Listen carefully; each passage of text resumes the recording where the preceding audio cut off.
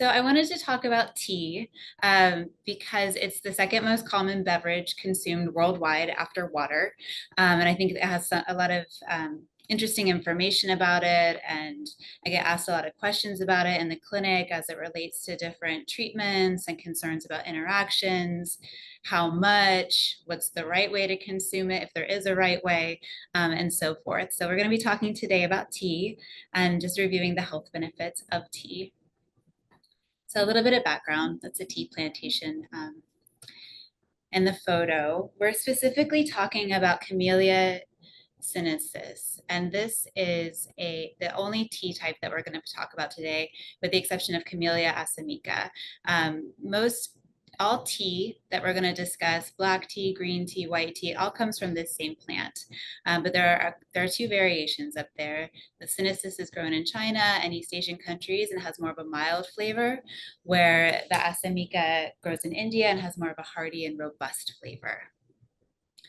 But we're not going to talk about mate or any herbal teas or flower-based teas or any other plants prepared as a preparation, such as tea as a preparation. And the tea leaves themselves can vary, and a lot of the information that we'll talk about here can vary based on the tea's conditions when it's grown, whether it's grown in the shade or in direct sun, how it's harvested, and the different processing methods. And I've outlined some of the most common tea processing methods up here. So you can see white tea is simply steamed and dried, whereas green tea is steamed or roasted, then rolled, then dried. Oolong goes through some withering, which removes some of the water from the tea leaves, and then it's partially fermented, exposed to oxygen. There's some enzymatic oxidation that happens there, and then it's dried.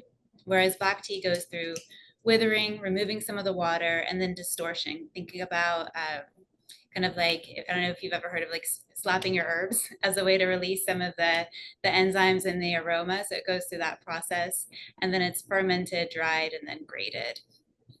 And this doesn't include yellow tea, which is another tea but less commonly consumed, as well as fermented or teas that have gone through like a post-fermentation process, like kombucha or pu'er teas. And we're just going to compare our most common teas that we see. So we have white tea, which is mellow and floral. It's minimally fermented. It does sometimes have a fermentation process. Whereas green tea can be mild, mellow or savory, or even oceanic. The mild and mellow are more of the Chinese green tea, whereas the oceanic or more savory in flavor is Japanese tea. Green tea is not fermented. And then matcha has a vegetal kind of grassy, nutty taste. It can be somewhat bitter, also not fermented. But the difference between green tea and matcha tea is that with matcha tea, we consume the whole tea leaves, whereas green tea is consumed as an infusion. And then we also have oolong, which is light in body. It can have a wide range of variation in taste. It's partially fermented. And then you can see our darkest tea in this example is black tea, just strong, robust, and have kind of a copper color, and it's fermented. So whereas most teas are consumed as an infusion, matcha is different because it's consumed as a suspension. So you'll see that that bamboo whisk in the photo there. That whisk has a lot of different prongs, more prongs than we would use on a standard whisk in our kitchens. And what that does is it allows you to separate the matcha powder without clumping it. And this allows it to be this frothy suspension that we can consume. It doesn't really fully dissolve into a liquid. We just kind of suspend it like you would making something like hot chocolate from a powder. And there's different grades of matcha, from ceremonial to premium to cooking matcha. And then there's also infused or scented teas. So you may be familiar with jasmine tea or Earl Grey tea, chai, or these tropical green teas. Basically, they've had different scents or flowers added to them during the manufacturing process. For example, jasmine, they add jasmine flowers to the tea and allow it to infuse the tea with the scent of jasmine. Earl Grey, there's a bergamot oil that is added to it. Chai has different spices added to it and so forth. And then with our tea blends, these are different blends of tea plants. So for example, English breakfast is a blend from Assam, which is from India. I'm going to mispronounce this, Ceylon from Sri Lanka, and Kenya black teas. But what I really wanted to talk about is the phytonutrients that are in teas. Sometimes these are referred to as dietary bioactive compounds. And these are basically a constituent in food other than those needed to meet basic nutrition needs, but has a health benefit or is responsible for a change in health status. And so y'all are probably familiar with flavonoids as an antioxidant, right?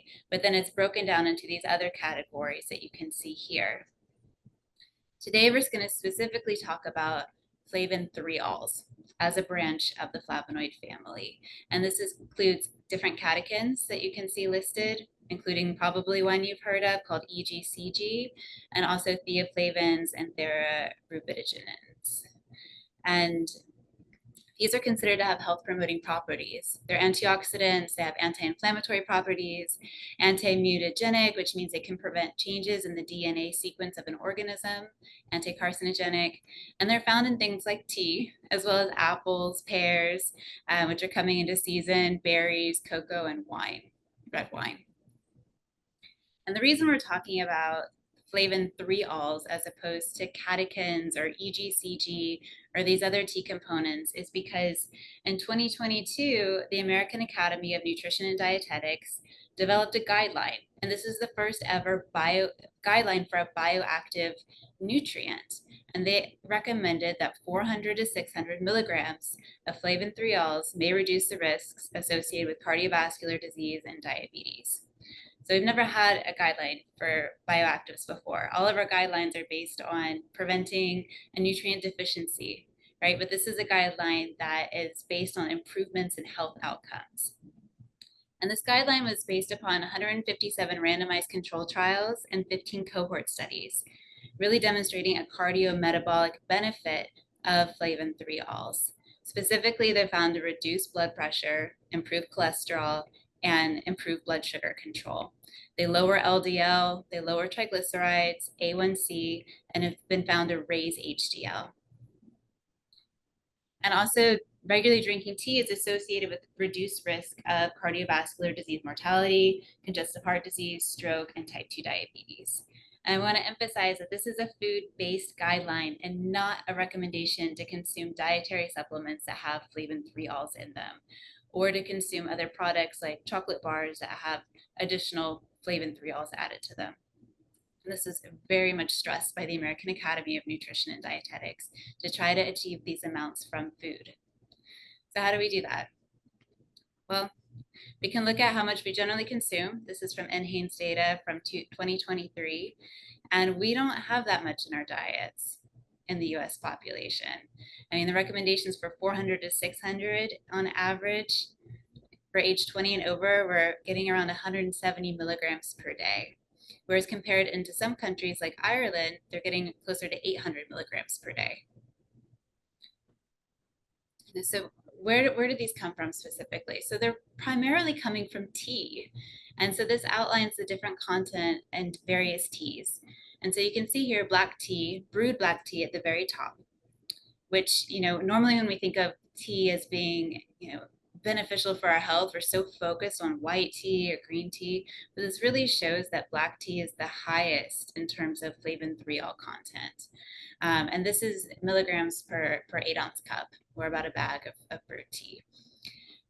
White tea's right after that, followed by green tea, and actually the decaffeinated green tea in this analysis from USDA had more than the freshly brewed green tea, which is interesting.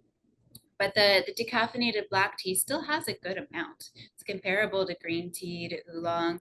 And then you can see at the bottom are ready to drink teas that we could buy at the store, like Snapple or Arizona green tea or other ready to drink teas have considerably less flavin 3-ols, possibly because of the storage and just sitting there. The freshly brewed tea is going to have the highest concentrations.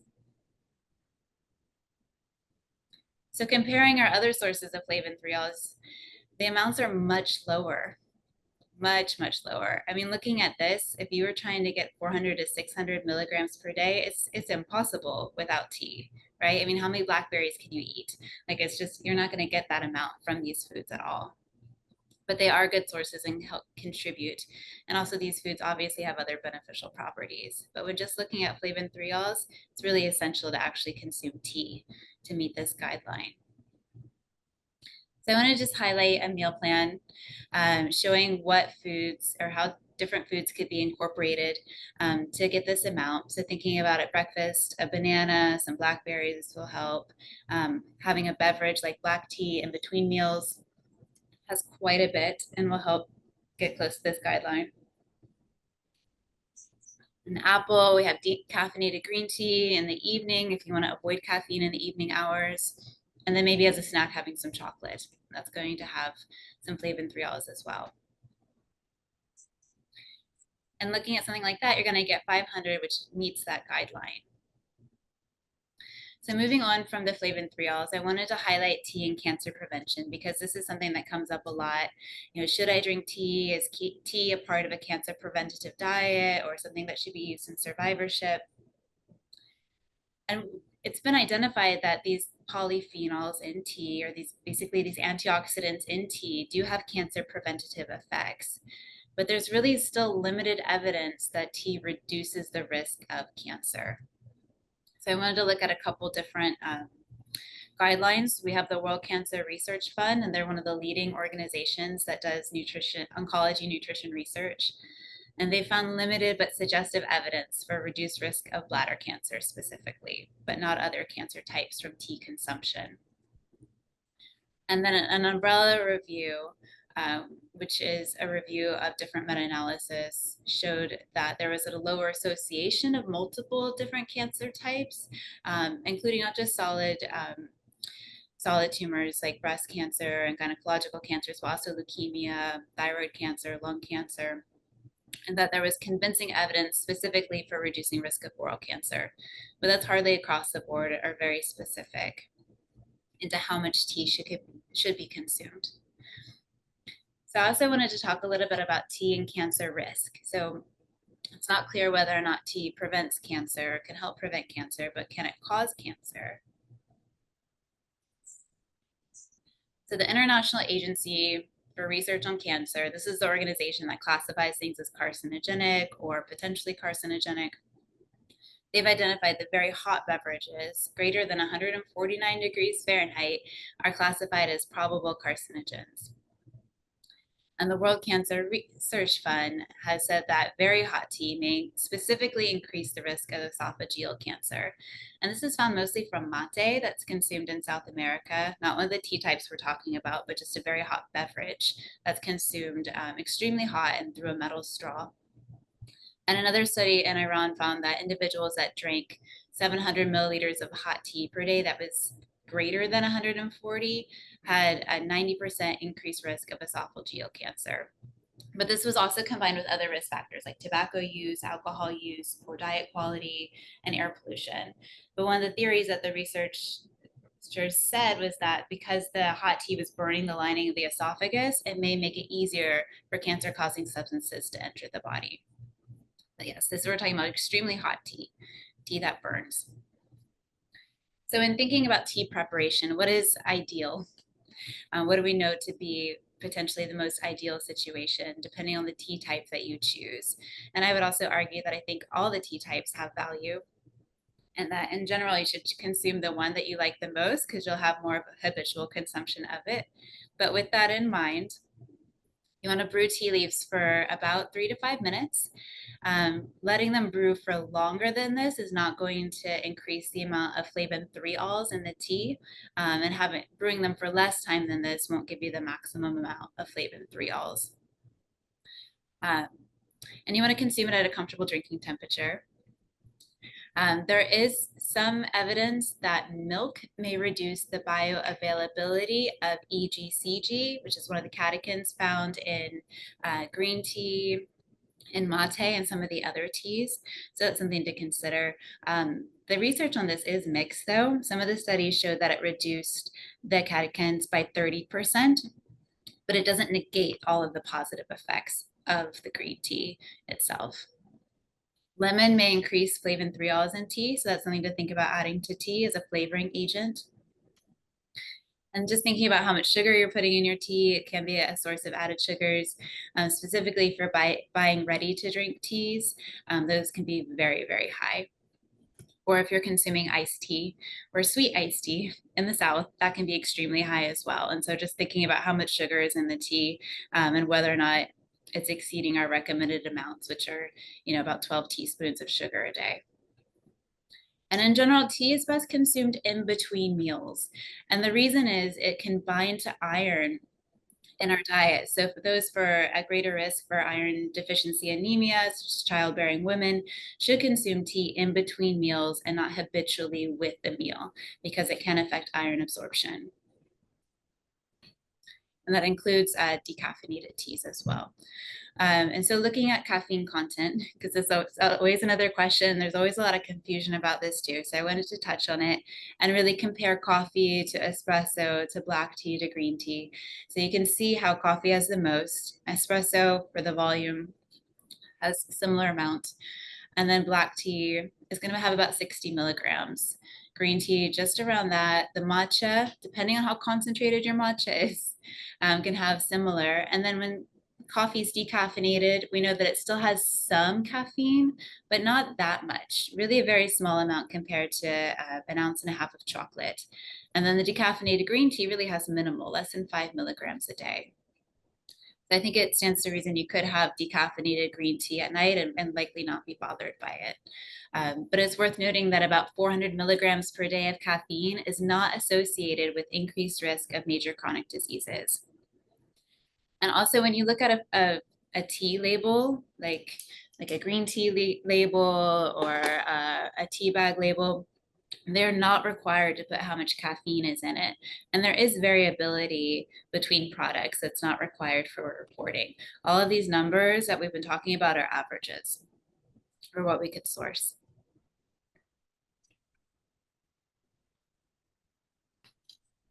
The other question I get a lot is how is tea decaffeinated? And this comes up quite a bit. So there's a few different methods that are used, and the method used can affect the flavin 3-ol content. Generally, the leaves may be soaked in a solvent that removes the caffeine.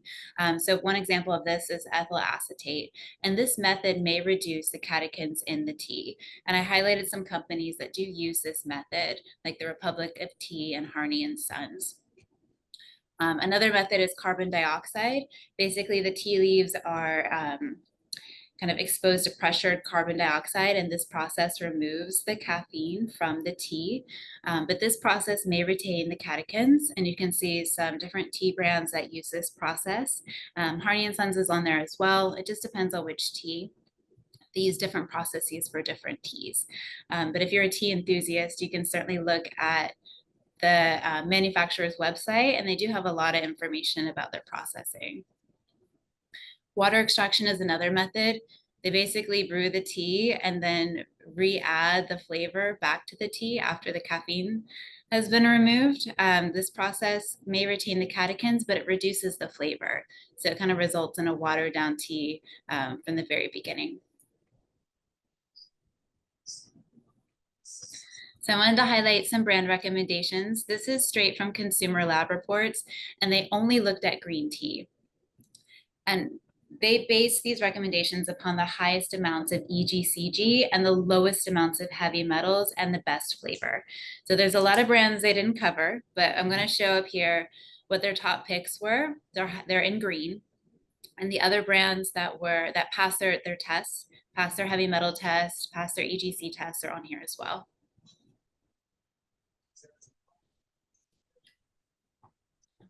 I will say that there was 2 brands that were not approved in their green tea analysis. And one was the Republic of Tea's decaf green tea, as well as Arizona green tea. That's the ready to drink green tea that they sell in a can. Those did not pass because the EGCG levels were too low. They did pass their heavy metal test though. So when looking for a tea that's high in antioxidants, high in EGCG, these are some brands to consider, but they all seem to be of good quality.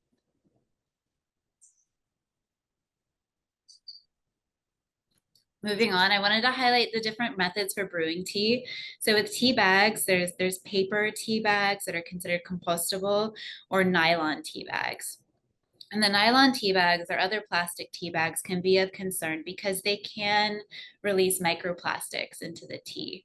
So that's something to consider with choosing a tea bag. And there's some evidence showing that the nylon tea bags can bind to the catechins in tea, thereby reducing the antioxidant content or the value of the tea.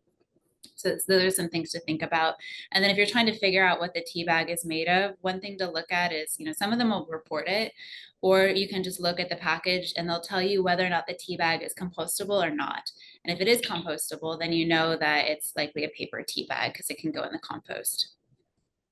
Other methods to think about are using loose leaf tea through an infuser, a steeping ball, French press, or a strainer. So a little bit about green tea extracts. These supplements can come in a wide range of dosages. They have been found to be hepatotoxic, meaning they can damage the liver. So that's a big concern with the extracts. Some of this toxicity was identified by taking green tea extracts on an empty stomach, and that may reduce the risk. There have been some safe levels established from adults for extracts and from drinking actual tea. So keeping in mind that, but we do want to really emphasize, I think there's a greater benefit to having freshly brewed tea. Some additional cautions and considerations. We mostly want to limit tea to about 5 cups. Those are 8-ounce cups per day. And there has been some studies that show that a couple studies that show that drinking greater than 6 cups per day of black tea may increase cancer biomarkers. So that could show like a false positive from drinking black tea, which could be very concerning. And that we talked about earlier that the tea may reduce iron absorption.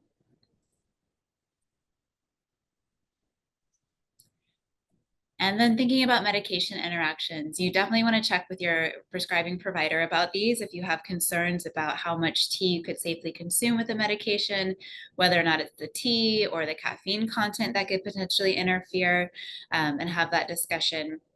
Sometimes 1 cup a day can be all right, but 3 cups is too many. It's good to know just kind of what the limits are. I will note that there is some preclinical data that's done in a lab or in animals that shows some interaction between green tea and these different medications on the bottom. However, there are not human studies showing an interaction. It's something that's being investigated and doesn't really mean that tea needs to be avoided on these medications specifically. Lastly, I wanted to highlight a recipe. This is for a London fog. It's basically a tea latte using 1 cup of water. You could use an Earl Grey tea bag or loose tea, half a cup of milk of your choice, and a half a teaspoon of should be vanilla extract or just the vanilla bean itself if you buy the beans and scrape out the inside. And you can just boil the water. Again, you want to steep the tea for about 3 to 5 minutes to maximize the amount of antioxidants. And then you can add milk and vanilla to the saucepan and heat it up. I like using a tea frother for these, or just a frother, because it can make the milk nice and frothy for a latte. You can also use these for matcha green tea if you don't have a bamboo whisk for that purpose. And then just add the milk to the tea. Very simple. Some folks like to add cardamom instead of vanilla or dried lavender. There's some variations there. As I mentioned earlier, all of these recordings from our Wellness, Resilience, and Survivorship lecture series and One Bite at a Time are available on Cedars Sinai's YouTube channel under Cancer. And then lastly, we wanted to highlight that if anyone is interested in donating to our programs, there is a QR code here. We wanted to highlight our specialty programs that we have listed up there, including our exercise recovery program, yoga, our cooking class, our Emerging Through the Haze chemo brain series, and so forth. And so Cedars Sinai is a nonprofit academic healthcare organization serving the diverse Los Angeles community and beyond. These vital programs are powered by the generosity of our compassionate donors. And we invite you to join us in transforming in the treatment and survivorship journey for cancer patients. Okay, Megan, thank you so much. If you joined a little bit late, I want to emphasize we're so grateful to have her because you could tell she spends a lot of time creating these beautiful slides and packaging sometimes complicated ideas in ways that are kind of easier to digest, so to speak. So I'm going to start with the question. I'm going to read some of the questions through the chat. But I want to go back to something you said earlier. So I know you highlighted the flavon-3-ols levels from different types of tea, and black tea surprisingly had even more than green tea. But I still want to kind of narrow it down on why do we talk about green tea so much, especially for breast cancer survivorship? Why does green tea get all the attention? Do you have any ideas? Well, I know green tea has historically gotten a lot of attention because it's high in EGCG, one of the catechins. It's the highest, matcha as well, and and brewed green tea and matcha. And they've received most of the attention because of this. And I don't know if there's a particular study that was out or some reason that it was being focused on for breast cancer. Do you know? I'm not aware of a specific study for, I mean, I'm Yeah. aware of actually few studies. We didn't talk about this for osteoporosis and green tea use. There seems to be possibly some associations for benefits. Um, I've heard the argument that it might be a marketing, factor as well. It's hard. I don't know for Right. sure. Interesting. No, I didn't see anything specific in the research looking at that it had a great benefit specifically for breast cancer. The takeaway was really that we don't know how well it does reduce the risk or can improve survivorship of any cancer type, except for esophageal. Okay, which again, esophageal would be potentially increasing the risk for temperatures above 150. Right. When I read that, I will tell you, I literally measured the temperature of my tea last night. How So hot when was it was 140. it? So I was Oh, going to okay. ask you that. So if it comes out of a tea kettle, typically, Hmm. if you pour the water from a tea kettle into a cup, do you have a sense of typically what that temperature is? Well, water boils at 212. So if it's boiling, it's there. But usually what I tell folks is it should be the temperature that you can drink it at, or it doesn't burn your mouth. You don't feel any burning in the back of your throat, which is, same temperature that we recommend for when we're dissolving protein powders, actually, to keep them from denaturing. So when mixing protein powders and hot liquids, still wants to be below 140. But without a thermometer, there's really no way to test exactly. So you may want to check, folks, where your temperature is. Okay, I'm going to read a couple questions from the chat, and I'll come back. I have a couple more for you. Somebody asked about oxalates in tea. I'm not sure if there was something behind that question, but do you have any immediate comments? I believe it does have some oxalates in it, which, I think depends on how much you drink before it's an issue for kidney disease, right? Um, and then also, if adding milk would negate some of those as well, but I did not dive into that specifically. Okay, great. Do you have any thoughts about organic tea versus conventional tea? I mean, I think I tend to favor organic, not just for reducing exposure to pesticides, but I think it has other benefits, um, more planetary in nature, reducing the use of pesticides um, that end up in the groundwater and so forth. I think there's other standards associated with the organic label that are of value.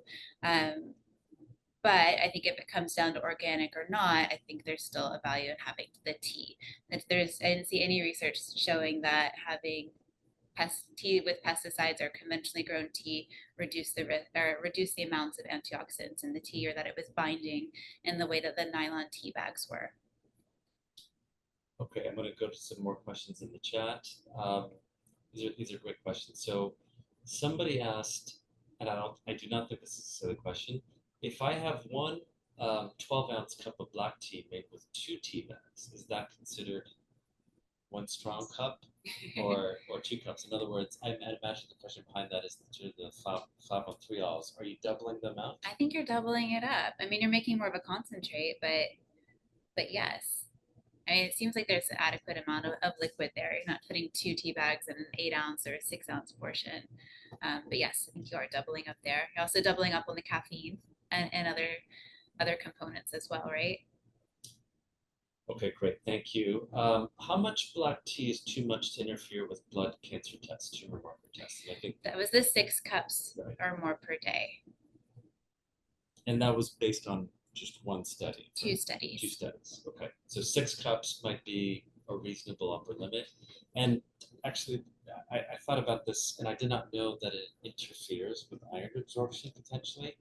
How much time after a meal should one wait before going for that cup of tea? So many An hour? factors. So many. I mean, maybe reasonably. I mean, it takes your stomach about 3 hours to empty, right? Completely in general, depending on what you ate. But I do think just separating it, and there's no clear guidance for how far to separate it from, but I would think a couple hours would make sense. Especially if you're someone, I grew up in the South, so we always had iced tea, especially in the summer. So just thinking about separating it from your meals in general and not over consuming it. And there, the case reports were from someone that was really over consuming tea and having it with all meals, Of them having low iron. having iron Low iron. deficiency anemia from the tea. Interesting. Okay. Um, does tea act as acidic, contribute to acid reflux? Tea can trigger acid reflux and can be an irritant. I think it's mostly related to the caffeine in the tea, but the tannins could be irritating as well. So that is a consideration for someone with acid reflux. Although I think that usually coffee and alcohol and high fat foods can be a little bit more triggering than tea. And I have my silly question. You talked about the fermentation of tea. Are there any probiotics Mm. that are available through tea? Well, Are there any studies that you saw showing how it may impact the gut microbiome? mm, I haven't seen that. I haven't seen that either. I mean, with the post-fermented teas like kombucha, the pu'er dark teas, those are fermented. Well, the kombucha is fermented with yeast and bacteria and sugar, and that does have some trace probiotics. I wouldn't really consider that a great probiotic source comparable to yogurt or kefir. Um, but then when we talk about fermenting the black tea or oolong tea or even partially fermenting white tea, it's more about oxidation. It's not that it was fermented in the traditional sense that we think of fermentation, where they're adding or any kind of culture. It's more about exposure to oxygen and that creating a reaction within the environment that the tea is in. Got it. Would there be any harms in brewing the tea for more than 3 to 5 minutes? I know you may not get all the benefits if it's less than 3 minutes, but any harm if it just sits there for 30 minutes and then drinking the tea? I think it's just going to become more stronger, more tannic, more bitter. Yeah. It's palatability. I think it's more palatability. I don't think that there's health concerns, but you could be making more of a tea concentrate as well. So maybe getting more out of it than what was intended. Okay. And I know there's tea guidelines as well, but we're not going to get into that. I will say there's this famous UK biobank study. I don't know if you saw that one. I don't think I shared that one with you, but they did show that there was an overall decreased mortality among regular tea consumers. This is a large cohort study from the United Kingdom because they were able to follow tens of thousands of it. It was like 85,000 adults that were followed for a number of years. So and maybe it's all the compounds that you were talking about. Maybe that's why they're recommended. And I had no idea that we were deficient. What the average was about 200 that we get for Less. 513Ls. Less, yes. And then, just showing that we're really not meeting this guideline. And I think it's pretty compelling, the data, to even come up with the guideline in the first place. It had to be. So it was the first bioactive guideline in the US, and hopefully it won't be the last because I think we're learning a lot from this. But I think ultimately it made the case for drinking about 2 cups of tea a day, at least 2 to 3. Okay, and I think we got all the questions in the chat. Megan, I want to thank you again. Again, I know you put a lot of time into this, so thank you for doing this for our community. When will this be up online? I know there was a couple of questions about this. How much time will it take? It took a little bit longer than normal last time, but I usually edit these by next week if any editing is needed, and then we upload them to YouTube. So once it's there, we can email everyone that registered and give them the link to the YouTube video. Okay. Thank you all so much for joining. Thanks again, Megan. We hope to see you at the next seminar. Have a good afternoon, everyone. Thanks, everyone. Here.